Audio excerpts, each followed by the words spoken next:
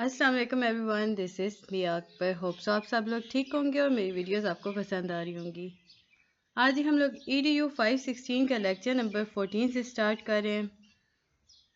मुझे उम्मीद है कि आपको पिछले सारे लेक्चर्स समझ आ चुके होंगे। तो चलिए जी अपनी वीडियो करते हैं स्टार्ट। लेक्चर नंबर 14 के अंदर टॉपिक 53 है स्पीकिंग स्किल, यानी कि अब स्पीकिंग स्किल्स के अंदर हम देखेंगे कौन कौन से स्टेप्स होते हैं या कौन कौन से टॉपिक्स हैं जो काफ़ी इंपॉर्टेंट हैं। अब इम्पोर्टेंस के पॉइंट ऑफ व्यू से अगर देखें तो हमारे पास सबसे पहले जो चीज़ आती है वो है selecting topic. Being a teacher, तो टीचर की जिम्मेदारी है कि वो एक इंटरेस्टिंग टॉपिक को सिलेक्ट करे। अब वो टॉपिक आप लोग के स्टूडेंट के कॉमन डे अफेयर्स के रिलेटेड होने चाहिए। मोटिवेशन फैक्टर भी उनके अंदर होना चाहिए। प्राइमरी लेवल के अगर स्टूडेंट्स हैं तो वो उनके लिए अगर टॉपिक चूज किया जा रहा है तो वो होगा लाइक कार्टून्स हो गए, बारबी हो गई। टीचर क्या करेगी, उन्हें दिखाएगी वो कार्टून्स, वो बारबी के कार्टून्स, वो सारी चीज़ें दिखाएगी, डॉक्यूमेंट्रीज डिफरेंट दिखाएगी और उसके बाद क्वेश्चंस करेगी स्टूडेंट से, यानी शॉर्ट क्वेश्चन आंसर्स होंगे। जैसे सेकेंडरी लेवल की तरफ हम बढ़ते हैं तो टीचर जो है वो देखती है कि स्टूडेंट का इंटरेस्ट किस चीज़ के अंदर है। फिर उस चीज़ को लेकर सारे कलेक्टिव एक मेन इंटरेस्ट टीचर चेक करती है उसे, फिर उसे लेकर उस टॉपिक उसमें से सिलेक्ट करती है। अगर वो इलेक्ट्रॉनिक गैजेट्स के बारे में है या टेक्नोलॉजीज़ के बारे में है तो टीचर वहाँ से एक टॉपिक सेलेक्ट करेगी और स्टूडेंट्स को उसके बारे में बताएगी और लास्ट में फिर शॉर्ट क्वेश्चंस होंगे। अब हम हायर लेवल की तरफ जाते हैं तो जो टीचर होती है वो फ्यूचर के प्रोस्पेक्टिव के रिलेटेड बात कर रही होती है, सोशल इश्यूज़ के बारे में बात करती है और ऐसे ही मुख्तलिफ टॉपिक्स चूज़ करती है और स्टूडेंट्स को बताती है ताकि वो उसमें से मतलब समझें कि मेन पॉइंट क्या था, आसानी से वो जवाब दे सकें। सेकंड आपके पास आता है कॉन्फिडेंस। जब हम फॉरेन लैंग्वेज की बात कर रहे होते हैं ना तो बहुत सारा कॉन्फिडेंस ज़रूरत होता है बोलने के लिए फॉरेन लैंग्वेजेस। जब आपके पास कॉन्फिडेंस है तो आप बहुत आसानी से स्पीकिंग हैबिट आप डेवलप कर सकते हो। टीचर जो होती है वो डेवलप करती है आपके अंदर कॉन्फिडेंस, यानी कि रिस्पॉन्सिबल होती है आपके अंदर बिल्ड करने के लिए कॉन्फिडेंस को, ताकि आप आसानी से इंग्लिश बोल सको। अब हम यहाँ पे इंग्लिश ही की बात कर रहे हैं क्योंकि टीचिंग ऑफ इंग्लिश है तो इंग्लिश रिलेटेड ही बात चलेगी। तो टीचर जो होती है वो काफ़ी ज़्यादा रिस्पॉन्सिबल होती है बच्चे के अंदर एक कॉन्फिडेंस डेवलप करने के लिए। अगर टीचर जो है वो बूस्ट करती है ना कॉन्फिडेंस को लेकर एक बहुत अप्रिशिएट वे के अंदर, मैनर्स के अंदर, तो कॉन्फिडेंस जो होता है ना वो इंसान स्टूडेंट की, इंसान अगर हम कहें या स्टूडेंट कहें, तो उनके अंदर एक हैबिट डेवलप करेगा, वो बात कर सकेंगे और इस तरह आहिस्ता आहिस्ता वो गुड स्पीकर की तरफ बढ़ जाते हैं, यानी कि वो गुड स्पीकर बन जाते हैं। कभी कभी ऐसे भी होता है कि जो लैंग्वेज होते हैं ना थेरेपिस्ट, जो लैंग्वेज थेरेपिस्ट होते हैं ना, वो आपके अंदर एक आपके अंदर कॉन्फिडेंस डेवलप करते हैं ताकि आप क्लियरली बात कर सको। कुछ लोग होते हैं मतलब वो बात करते हैं but at very slow level, या वो मतलब ऐसे बात कर रहे होंगे जो समझ नहीं आ रही। तो थेरेपिस्ट क्या करते हैं, वो उनका बूस्ट करते हैं कॉन्फिडेंस को, कॉन्फिडेंस लेवल को, और फिर जाके वो बंदा आराम से बात कर सकता है। अब कुछ लोग होते हैं जिनके पास स्पीकिंग डिसेबिलिटी होती है, तो वो ऐसे लोगों को ट्रीट करने के लिए उन्हें बहुत ज़्यादा इनकरेज करना पड़ता है। अगर स्टूडेंट हैं वो उन्हें इनकरेज किया जाएगा ना कि आप बताएं जी आपके नज़दीक क्या आइडिया है इस टॉपिक को लेकर, या आपने क्या समझा इसमें से, तो वो एक उनके वो बूस्ट हो रही है ना कॉन्फिडेंस लेवल, कि उन्हें पता चल रहा है कि ओके मेरा कहना भी मैटर करता है और मैं जो बोलूँगा वो फिर वो कोशिश करेगा कि वो बेहतर से बेहतरीन की तरफ जाए। नेक्स्ट है आपके पास हेजिटेशन, यानी कि कुछ बच्चे हेजिटेट करते हैं, मतलब वो अपने बारे बतान, वो शाय लोग होते हैं, यानी कि उन्हें डर लगता है क्रिटिसिज्म से। उनकी बॉडी लैंग्वेज जो होती है वो मतलब उसके अंदर उन्हें पता चलता है कि मोटिवेशन उनके पास नहीं है, डरे डरे सहमे सहमे वो बात करेंगे तो वो इतना ज़्यादा आपको मतलब अपनी तरफ अट्रैक्ट नहीं कर सकते। तो ऐसे लोगों के लिए टीचर जो होती है ना वो उनकी पर्सनैलिटी को शेप करती है, ऐसे स्टूडेंट्स को उन्हें काफ़ी ज़्यादा इम्पोर्टेंस देती है। उनके जो हेजिटेंट बैरियर्स होते हैं उन्हें रिमूव करने की कोशिश करती है, और उन्हें मतलब बार बार उनसे क्वेश्चंस करके, उन्हें प्रमोट करके, उन्हें मतलब आप समझ लो कि उनकी तारीफ करके उन्हें बूस्ट करती है उनके कॉन्फिडेंस को। अगला हमारे पास आता है इंट्रोडक्शन। अब इंट्रोडक्शन के अंदर क्या होता है, देखिए अब आप हाई लेवल पे आ गए, आपको पता है कि इंट्रोडक्शन में क्या होता है कि टीचर जो होती है, अगर आपके पास क्वेश्चन आता है आप सिंपल लिखोगे कि टीचर जो है वो स्टूडेंट्स को कहती है कि अपने आप को इंट्रोड्यूस कराएं आप। अब वो शुरू में क्या होता है कि जब न्यू टीचर आती है क्लास के अंदर, वो सबसे पहले आप लोग इस बात करेगी, अपना इंट्रो आपको देगी, आपको बताएगी कि मैं मेरी तालीम इतनी है, मैंने इस कॉलेज से, यूनिवर्सिटी से अपनी ये वाली डिग्री कंप्लीट की, और मैं मतलब अपने बारे में सारा कुछ बताएगी। फिर सेकंड पॉइंट पे वो कहेगी ठीक है जी, आप वन बाय वन अपना आपके बारे में बताते जाएं, यानी खुद को इंट्रोड्यूस कराते जाएं। अगले पे आपके पास आता है नो मी। अब नो मी जो है ये बहुत पॉपुलर एक्टिविटी होती है, ये ग्रुप्स और पेयर दोनों में की जा सकती है। अगर हम प्राइमरी स्कूल स्टूडेंट्स की बात करते हैं ना, तो उन्हें हम पेयर्स में डिवाइड कर देते हैं। मैं जहाँ भी यूज़ करूँगी भी ये होगा कि टीचर उन्हें टीचर करेगी। तो अगर आप उनसे जब उन्हें डिवाइड कर देते हो डिफरेंट पेयर्स पर, तो आप उनसे क्वेश्चंस करते हो, टीचर उन्हें टॉपिक दे देती है, वो उस टॉपिक के रिलेटेड काम करते हैं, एक दूसरे के बारे में उस टॉपिक पे बात करते हैं एक दूसरे से। अब इससे होता क्या है, एक लिंक डेवलप हो जाता है उन स्टूडेंट्स के अंदर। अब फॉर एग्जांपल अगर वो बात करना चाहते हैं अपनी फैमिली के बारे में, तो एक ग्रुप है वो अपनी फैमिली के बारे में बात कर रहा है, तो वो एक दूसरे को अपनी फैमिली के बारे में बताएगा।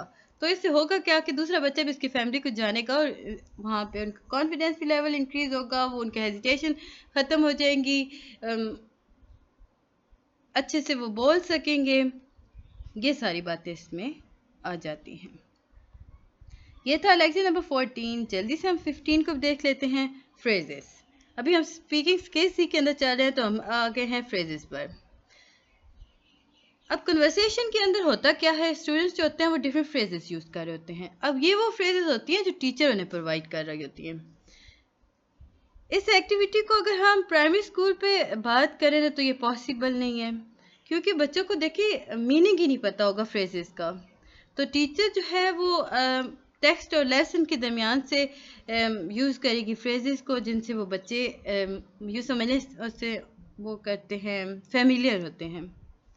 स्टूडेंट जो होते हैं उनके मीनिंग्स ढूंढेंगे, अपने दोस्तों से पता करेंगे। तो ये वो एक्टिविटी होती है जो इसमें हम कह सकते हैं कि ये एक्टिविटी जो होती है कि ज़्यादा इंटरपर्सनल रिलेशन के बारे में बात कर रही होती है। टीचर जो होती है वो आसपास घूम रही होती है, बच्चों को देख रही होती है, उन्हें मॉनिटर कर रही होती है, और स्टूडेंट्स एक दूसरे से उस बारे में डिस्कशन कर रहे होते हैं। आगे आ जाता है कलेक्शंस। अब ये जो है ये हाई लेवल स्टूडेंट्स के बारे में बात करते हैं। इसमें होता क्या है कि इसमें आप फ्रेजेस को यूज़ कर रहे होते हैं, एक या एक से ज़्यादा वर्ड टीचर दे देती है और एक ग्रुप को, और वो उसके बारे में जान रहे होते हैं, उनके कॉमन यूजेस के बारे में बात कर रहे होंगे। फर्स्ट उसको डिफाइन करेंगे कि वो है क्या, फिर उसके यूजेस क्या होंगे, उसके एडवांटेजेस डिसएडवांटेजेस क्या होंगे, ये सारी चीज़ें हो जाती हैं इसके अंदर। टॉपिक 60 आपके पास इम्पेरेटिव। अब ये कॉमनली यूज़ होता है स्पीकिंग के अंदर, लाइक क्लासरूम के अंदर टीचर कहती है ओपन द डोर। तो ये कुछ ऐसी फ्रेजेस हैं जो कि आपके प्रेजेंट मूवमेंट को बताती हैं। इसमें हम नेचर के बारे में बात कर रहे होते हैं, यानी कि हम कह रहे होते हैं कि हम बता रहे होते हैं कि रूल्स क्या हैं, ऑर्डर्स क्या हैं। स्टूडेंट जो होते हैं इसमें ज़्यादातर वोकेबलरी को यूज़ नहीं कर रहे होते, सिंपल सिंपल सेंटेंस के बारे में बात हो रही होती है। इसके बाद जी ये आगे एक्यूरेसी और ये सारा कुछ इतना इम्पोर्टेंट नहीं था, क्योंकि इस रिलेटेड आपको पेपर में कुछ भी नहीं आया। नेक्स्ट लेक्चर है आपके पास लेक्चर नंबर 16, फन लैंग्वेज। अब हम आगे बढ़े हैं तो फन लैंग्वेज। अगर आपके पास क्वेश्चन आता है ना, कोई सी भी 3-4 स्पीकिंग स्किल्स बता दें, तो आप एक फन लैंग्वेज कर दें, वे यूज़ ऑफ फ्रेजेस कर दें, कॉन्फिडेंस लेवल के बारे में बात कर दें, इनफ है। क्योंकि आपके पास टाइम नहीं होता, इतना लंबा आपको 10-12 पॉइंट्स नहीं बताने होते। मैंने सेपरेट इसलिए बता रही हूँ, अगर एमसीक्यूज आ जाता है तो आपको पता हो कि उसमें आया क्या था, उसमें किस रिलेटेड बात की जा रही है।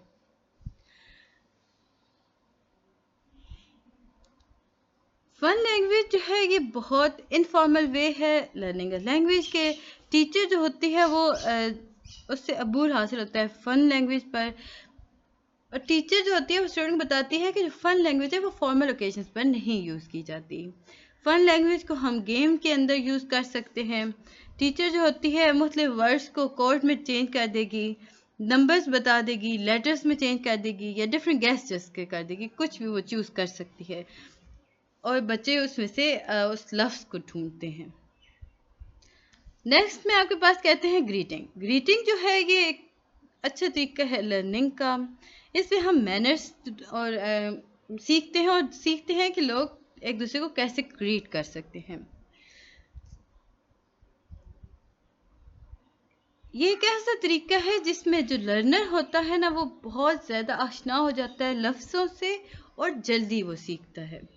टीचर जो होती है ग्रीटिंग कार्ड क्लास के अंदर लाती है, बच्चों को बताती है, उसमें वो कुछ वर्ड पर स्ट्रेस करती है, यानी कि उन्हें बोल्ड करके लिख देगी। अगर बोल रही है तो वो उससे उन पर काफ़ी ज़्यादा जोर डालेगी, तो वो ऐसे लफ्ज़ यूज़ हो रहे होंगे ग्रीटिंग के अंदर। स्टूडेंट को पता चल जाता है कि ओके फाइन ये इंपॉर्टेंट लफ्ज़ है। नेक्स्ट टॉपिक में आपके पास आता है एडवाइजेज और रिक्वेस्ट। एडवाइस और रिक्वेस्ट जो होता है वो यूजली हम पोलाइट लैंग्वेज के अंदर यूज़ कर रहे होते हैं। इसमें हम बता रहे होते हैं कि हमारी इंटेंशंस क्या हैं, हम लोग क्या देखना चाह रहे हैं। एडवाइस जो होती है ना ये आपको यूँ समझ लें कि आप इसमें ना रिक्वेस्ट नहीं कर सकते। एडवाइस के अंदर आप मशवरा दे रहे हो। रिक्वेस्ट करना यानी कि आप उनसे किसी चीज़ के बारे में रिक्वेस्ट कर रहे हो। नेक्स्ट आपके पास आता है प्रैग्मेटिक।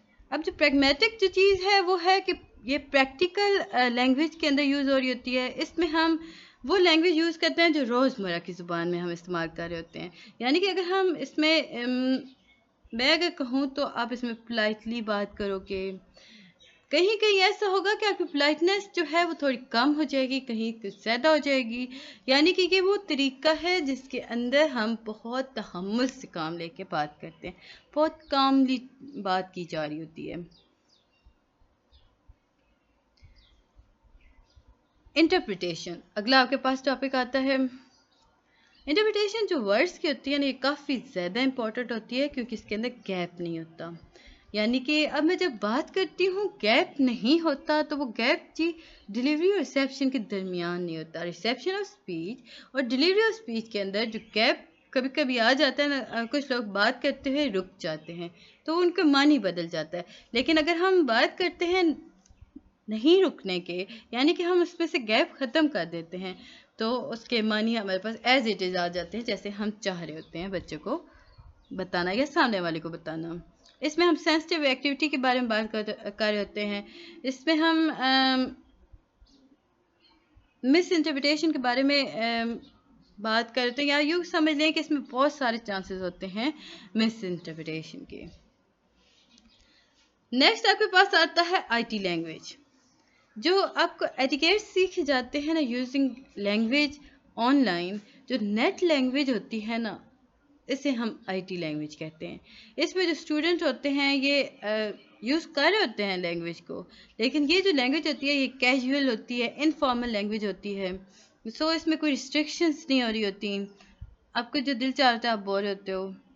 Topic 70 description. बहुत सारी लैंग्वेज जो होती है ना, अब ऑनलाइन जब अब हम बात कर रहे हैं तो बहुत सारी लैंग्वेज गेम्स की होती हैं। अब वो गेम्स की जो लैंग्वेज होती है वो आपको डिस्क्रिप्शन पे मिल जाती हैं। प्राइमरी स्कूल अगर स्टूडेंट्स की हम बात करते हैं तो उन्हें क्लासरूम के अंदर टीचर बता देती है। स्टूडेंट जो होते हैं वो आसपास देखते हैं क्लास के अंदर, वो बहुत कुछ सीखते हैं आपको देखकर अगर आप टीचर हैं तो, अदरवाइज अपने दोस्तों को देखकर भी वो बहुत कुछ सीख रहे होते हैं। नेक्स्ट आपके पास आता है एडजेक्टिव। अच्छा, आगे बढ़ने से पहले काइंडली मेरे चैनल को लाइक और सब्सक्राइब ज़रूर कर दें। वीडियो पसंद आती है तो कमेंट भी कीजिएगा, नहीं आती तो भी बता दीजिएगा ताकि मैं इसे इम्प्रूव कर सकूं। एडजेक्टिव। एडजेक्टिव जो होते हैं ये हमें बताते हैं कि पीपल और प्लेसेस के दरमियान को हम कैसे डिफ़ाइन कर सकते हैं, डिस्क्राइब कैसे कर सकते हैं, उनको डिफ्रेंशिएट कैसे कर सकते हैं। ये सारा काम एडजेक्टिव का होता है। टीचर जो होती है वो क्लास के अंदर स्टूडेंट्स को सेंटेंस लेती है और कहती है कि आप इसमें एडजेक्टिव यूज़ करें। इससे होता क्या है, बच्चे की वोकेबलरी बेहतर हो जाती है। अगर वो एडजेक्टिव में वीक है तो टीचर क्या करती है, उसकी हेल्प करेगी ताकि वो उससे उसमें बेटर हो सके। पीर असेसमेंट नेक्स्ट टॉपिक आपके पास आता है। ये गुड प्रैक्टिस है जी स्टूडेंट को असेस करने के लिए विद द हेल्प ऑफ पीर। पीर्स आपके फ्रेंड्स होते हैं, आसपास के लोग आप कह सकते हो। क्लास में होगे तो आपके फ्रेंड्स ही कह लो। अब ये वो लोग होते हैं जो आपकी सुनते हैं, या आपके एज फेलो होते हैं, क्या आपके आप जो बात कर रहे हो उसे वो सुनेंगे, समझेंगे, उन पर फोकस करेंगे। सो इसमें चेन बिल्डिंग एक्टिविटी हो जाती है। ये लाइक इस चेन बिल्डिंग एक्टिविटी पीर असेसमेंट के थ्रू स्टूडेंट बहुत ज़्यादा और बहुत जल्दी सीखते हैं। नेक्स्ट आपके पास आता है पेयर वर्क। पेयर वर्क जो है वो यूज़फुल होता है फॉर असेसिंग देयर स्किल्स। कभी कभार ऐसे होता है कि टीचर जो है वो कंसंट्रेट कर रही होती है more than a marks distribution then on the speaking skills. Teacher होती है ना, वो देख रही होती है कि ओके जी, कंसंट्रेट करिए कि बच्चे के मार्क्स ज़्यादा आने चाहिए, वो रेदर देन कि वो बोलता है या नहीं, सही बोल सकता है कि या नहीं, उसकी वोकेबलरी कैसी है। टीचर को उससे कोई गर्ज नहीं होता, वो सिंपल मार्क्स के बारे में बात कर रही होती है। तो 1-to-1 असेसमेंट जो एक ऐसी असेसमेंट है जो कभी भी सक्सेसफुल नहीं होती एज पेयर वर्क। अब पेयर वर्क में होता क्या है, स्टूडेंट को टॉपिक दे दिया जाता है उनके रेलेवेंट टू देयर लेवल, और ये टॉपिक जो होता है इसके अंदर इंटरेस्ट भी होता है स्टूडेंट का, वो फिर उस पर उसे चूज़ करते हैं, उस पर वर्क करते हैं। तो ये सारा काम इसके अंदर हो रहा होता है। Topic 74 reflection. रिफ्लेक्शन जो है वो एक और मेथड है स्टूडेंट को असेस करने का। टीचर जो होती है ना, वो इनवाइट करती है क्लास के सामने एक पेयर को, यानी किसी भी ग्रुप के किसी भी मेंबर को क्लास के सामने करेगी और उन्हें कहेगी कि आप बताएं जी आप लोगों ने क्या किस चीज़ पे वर्क किया है। आप उस पर, यानी कि आपको एक प्रोजेक्ट दिया जाएगा, आपको कहा जाएगा कि आप अपने प्रोजेक्ट को डिस्क्राइब करें with in front of class. तो आप लोग जाके करोगे तो वो सारी बातें रिफ्लेक्शन के अंदर होंगी, आपको फ़ौरन से पता चल जाएगा कि ऑडियंस को समझ आया है या नहीं। Self assessment. अब अगर मैं बात करती हूँ सेल्फ असेसमेंट की, तो इसमें हम क्या देखते हैं, ये एक और तरीका होता है असेस करने का कि आया आपकी स्पीकिंग स्किल्स बेहतर हैं या नहीं। आप खुद से बात करते हो, खुद से पढ़ते हो, आपको अंदाज़ा हो जाता है कि क्या चीज़ गलत है और क्या चीज़ आप सही से प्रोनाउंस नहीं कर सकते, तो आप उस पर वर्क करते हो। तो ये एक बेस्ट वे होता है लर्निंग का। ये था जी टॉपिक नंबर लेक्चर नंबर 16। हम आज 17 तक कर लेते हैं, फिर इंशाल्लाह अगली आपकी लास्ट वीडियो होगी mid term related. Teacher support. Teacher support जो है वो बहुत ज़्यादा इंपॉर्टेंट है जब स्टूडेंट इंडिपेंडेंटली लर्न कर रहा हो। टीचर उसे मॉनिटर कर रही होती है, फैसिलिटेट कर रही होती है, सुपरवाइज कर रही होती है। टीचर जो होती है मुझसे बायस को रिमूव कर देगी, उन्हें वोकेबलरी का एक सही यूज़ करने का तरीका बताएगी। टीचर जो होती है वो स्टूडेंट की हेल्प करती है कि वो इंटरनेट से कैसे सर्च कर सकें। अभी हम आईटी लेवल पर चल रहे हैं तो टीचर आईटी ही को लेके चलेगी। लर्निंग आउटकम, जब टीचर ने स्टूडेंट की हेल्प की इतनी ज़्यादा, एक टॉपिक बच्चे ने चूज़ कर लिया, तो अब हुआ क्या कि उस स्टूडेंट के अंदर ना एक कॉन्फिडेंस लेवल इंक्रीज़ हो गया या डेवलप हो गया। उसे अब पता चल गया कि ओके फाइन, जिस चीज़ को मैंने चुना है मैंने उस पर पूरा प्रॉपर वर्क कर लिया है। तो टीचर जो चाहती थी ना कि बच्चे की फॉरेन लैंग्वेजेस को लेकर कॉन्फिडेंस बूस्ट हो सके, तो वो उसे उसका गोल, उसका लर्निंग आउटकम उसे मिल गया। इंग्लिश लैंग्वेज स्किल्स अब हम देखते हैं। इसकी 4 बेसिक स्किल्स होते हैं, मतलब अगर आप इंग्लिश लैंग्वेज सीखना चाहते हो तो आपको 4 बेसिक स्किल्स आने चाहिए और ये आपको याद भी रखने हैं।